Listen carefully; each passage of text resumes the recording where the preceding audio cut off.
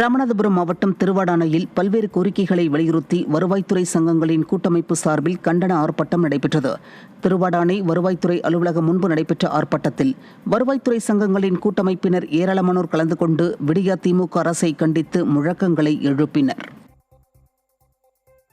தருமபுரி நகராட்சிக்கு உட்பட்ட 9வது வார்டு பகுதியில் அடிப்படை வசதிகள் செய்து தராததை கண்டித்து பொதுமக்கள் சாலை மறியலில் ஈடுபட்டனர்.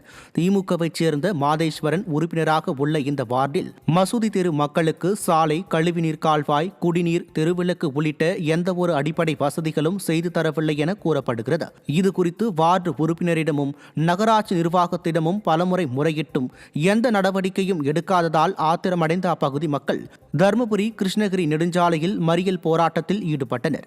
விடியா ஸ்டாலின் ஆட்சியில் அடிப்படை தேவைகளுக்கே போராடும் நிலை உள்ளதாக பொதுமக்கள் குற்றம் சாட்டினர்.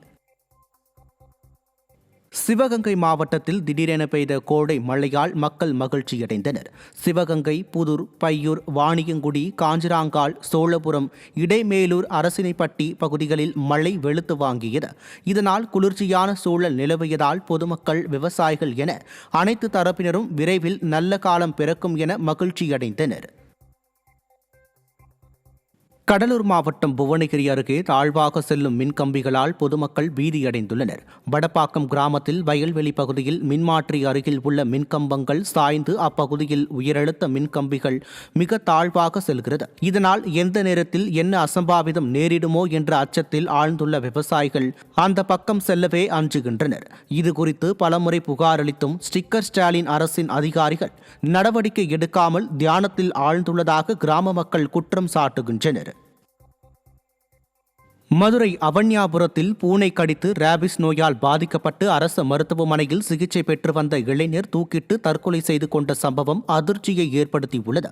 அவன்யாபுரத்தைச் சேர்ந்த பாலமுருகன் என்பவர் பூனை கடித்ததற்கு உடனடியாக சிகிச்சை அளிக்காமல் அலட்சியமாக விட்டதாக கூறப்படுகிறது.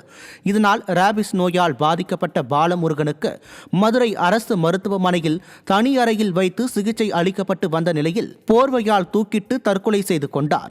இச்சம்பவம் அப்பகுதி மக்கள் மக்களிடையே அதிர்ச்சியை ஏற்படுத்தியுள்ளது.